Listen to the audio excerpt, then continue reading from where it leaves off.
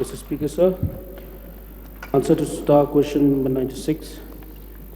A. No, sir. The Shillong-Delhi flight is currently not operational. B. Sir, the reasons for Shillong-Delhi flight being not operational are as follows. Flybic was chartering a SpiceJet for the Delhi-Shillong-Delhi flight since its launch in December 2020. However, with the constraint of the second wave of the COVID-19 pandemic, SpiceJet was no longer able to provide its aircraft to Flybic on charter, leading to a disruption in the service. 2, sir, to resume service, Flybic looked at securing of an aircraft on dry lease, but however, due to the pandemic situation, this was not possible, leading to a further delay in resuming the Delhi-Shillong-Delhi flight. Looking at the reply in B, Flybic is unable to fly from Delhi to Shillong at the moment. May I know from the Honourable Minister, when will the Flybic resume the service back? Sir, as of now, I will not be able to give you the exact date or time on its resume of flying, sir, but because of the disruption, we did send them a show cause notice in the month of December. And they have requested us to give them time till the end of this month to resume their services, sir. So if they are able to resume the services, we'll go ahead with the agreement that was signed in 2020. But if they are not able to continue their services, sir, then we'll re-examine it and then look for a better solution to get this Delhi-Shillong flight operational, sir.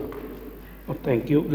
Okay, we'll wait at the end of the month for resuming back or not resuming back. Okay. So, with the opening up of tourism, flow of tourism in Meghalaya is opening up. May I know from the Honourable Minister, how many flights operated from Delhi to Shillong? Just this one, sir. Sir, looking at the answer, that means the people in the state, the tourism, when we talk about tourism in the country for destination, Meghalaya destination, when we talk so much about tourism in Shillong. Recently, I had met a friend of mine. They are from Delhi. They said, we have one problem, is the connectivity.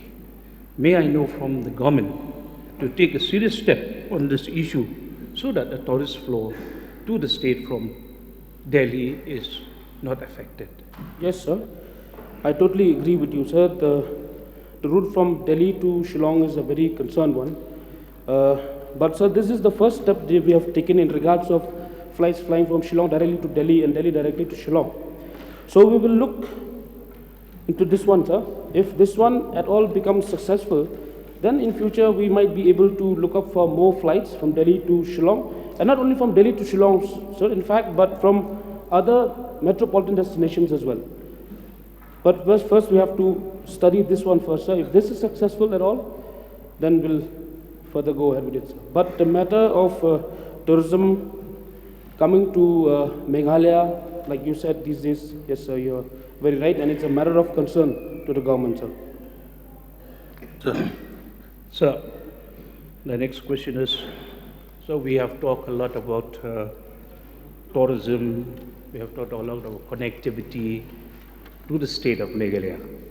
May I know from the Honourable Minister, any flight expected from the neighbouring countries of Southeast Asia to Shillong Airport? Nothing as of now, sir, as per my knowledge. Sir. Item. Any attempt to try to have this connectivity from the neighboring countries like Bangladesh, Myanmar, or Southeast Asia? Any attempt by the government for this connectivity, where we can expect a lot of tourist flow and other important works where the state is expecting to? So, verbally, there were talks, sir, that we have just amongst us, thinking about initiating flights internationally, sir. But officially, nothing as of now, sir. But let us see, let us try to make our domestic routes better first, and then maybe after that, so we can initiate the international route, sir. Sir, Last question. Last question. so may I know from the Honorable Minister, the chopper service route we have been indicated by the government? Sorry, sir, I didn't get the question. Yeah, Please repeat the question. in the budget, it's been highlighted the chopper service route. May I know what are these routes for the chopper service? So we are still working on them, sir. There are many helipads that needs to be developed, sir, in the state, in various districts, and we're still working on the finalization of this. But yes, there is a reserve for it, sir, and maybe as soon as we finalize the list, I will send it personally to you, sir. Mr. Speaker, sir, from the reply of the Honourable Minister, we can draw a conclusion that Flybig as an operator has no aircraft of its own. So, may I know from the Honourable Minister, is it prudent to sign an agreement with an operator who has no aircrafts? Or shouldn't we look at options where we sign an agreement with an operator who has at least one or two aircrafts of his own, sir? Yes, sir. I totally agree with the statement of the honourable member, sir. But this agreement, when it was signed, sir, it was signed in a very hurry basis, sir. And Flybig, which is also there in the agreement, sir, has promised us to, to avail a flight, to avail an aircraft, which is the Bombardier Q400, sir. So based on this, sir, this is the first time that we're doing it. Also, a lesson to be learned, I suppose. So let us see, sir, till the end of this month, if at all it's able to provide us the service that we need, we want, then we'll go ahead with it, sir. If not, then we will, like I said, we will take another step and maybe move further with it, sir. Sir, statement of the Honorable Minister. So this selection process was done through a tendering process. And in this tendering process, there were two parties that applied. And of course, both of them were asked to give the technical specifications of the airlines or the aircraft that they'll be using and how they'll be getting it. So the process that was followed was through a tendering process, number one, sir. And obviously the second party that had applied quoted very, very high compared to Flybig because they were using a jet. And the jet cost was much higher than a Q400. Number two, sir, this agreement was signed and the tender process was done before the COVID happened, sir. And the entire process of getting a wet lease for an aircraft had started by Flybig then during that time. When COVID came in, the entire movement of not just humans, but also of different kind of trade and all businesses, all took a hit. And that is a period when the entire movement and there was a huge, about 6 months where no movement of anything took place. It was very difficult for the engineers to come from different countries. The international flights were blocked. So it just happened right in the beginning of the COVID. And that is what led to the situation where they were not able to sign for the wet lease of the aircraft that was supposed to come in. So that is the history of why it happened, sir. Now they have signed an agreement for the wet lease. They are supposed to get an aircraft. In between, they had signed an agreement with SpiceJet to use the aircraft of Q400. But then that agreement between Flybig and SpiceJet got cancelled. And SpiceJet stopped giving the aircraft to them for usage. And that's why the entire process stopped. Also, sir, to make it also clear to the House, so the government gives a viability gap funding as per use basis. So therefore, since the operator is not operating, the government is not spending anything at this given time, point in time. So therefore, we are in the process to ensure that this flight starts. It's something that we have taken the initiative. We have a huge challenge because of the kind of airport that we have. There are a lot of restrictions in it. Normal Airbus and the larger Boeing 737s cannot land in this particular runway stretch because it is too small. So because of these challenges, only limited aircrafts can come in. So within these challenges and these constraints, we have tried to move forward with this. And we're trying to still find a way on how we could start this. The Flybig is in fact has got the wet lease aircraft now, but due to some technical clearances from DGCA and from overall, from the ministry, this entire process is pending. We are hopeful, sir, that we will see some kind of movement happening in the next few weeks. And if that does not happen, then obviously we will examine the entire process and see what will be the next step to go forward, sir. Sir, one question. Yes, Bajaj. Sir, may I know from the Honourable Minister, sir, whether any costs have been incurred in the leasing or chartering of this flight through Flybig, sir? And what is the amount that has been incurred, sir?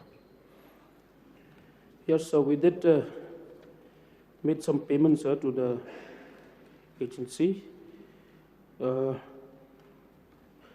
which is 2,582,000, sir, for 16 flight operations performed, sir.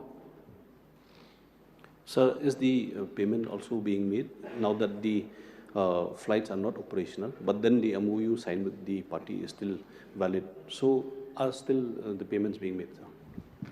No, sir. There are no more payments made, sir. Sir, I have one supplementary question on that. Everybody is talking about airport and new helipad.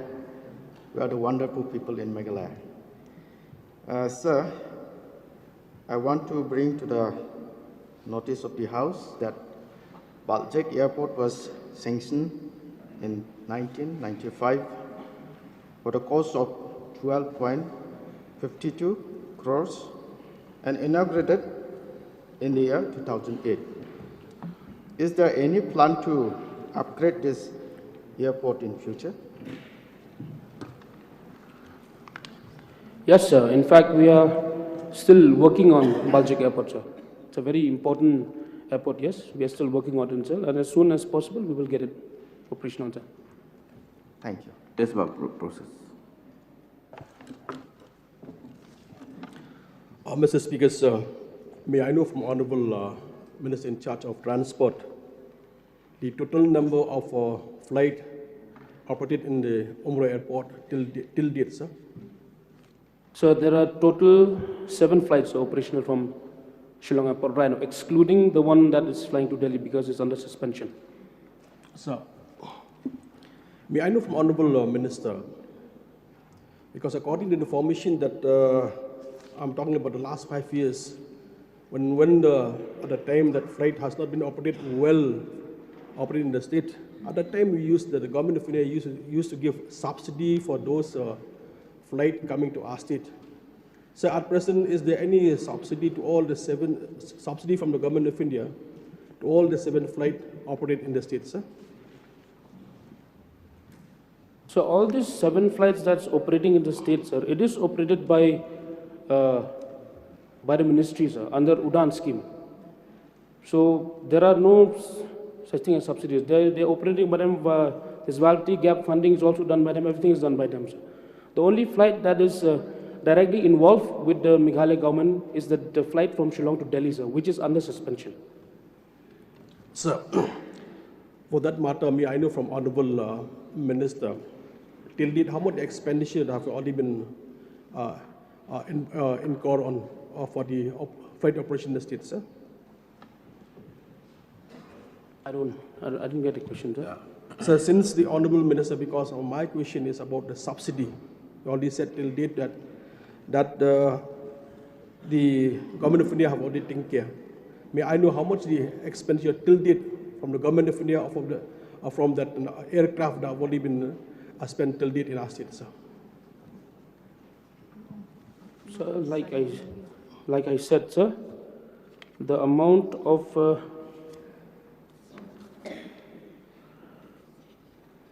So the amount of payment that was made to the Shillong-Delhi flight, which I've said 2 crore 5 lakhs and 82,000, that is one expenditure that we've bared, sir, for the flight that's operating from Shillong to Delhi. For the rest of expenditure up and down, I don't have the calculation with me, sir, right now. If you want it, I can provide it to you later, sir, maybe, personally. Thank you. Same, I know from Honorable Minister, is there any proposal from the government? Because in the course of the speech given by Honorable Chief Minister, he said that the big flight cannot land it in Umroi Airport. Is there any proposal from our government moving him into the government of India to get that area be expanded, if it is in the same place or in other place, sir? Yes, sir, we have spoke about this from time to time, sir, in regards of expanding this Umroi Airport where we already have, and also at the same time looking for other locations, maybe to build a new one.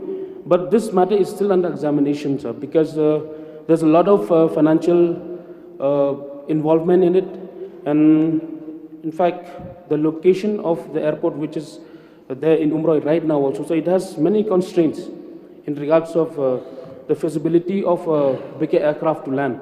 So we are still working on it, sir. And from time to time, I've been briefing this, even to the friends in the press and all. Many times I've expressed this, sir. So we are working on it, sir, and as soon as possible, we will try to resolve it.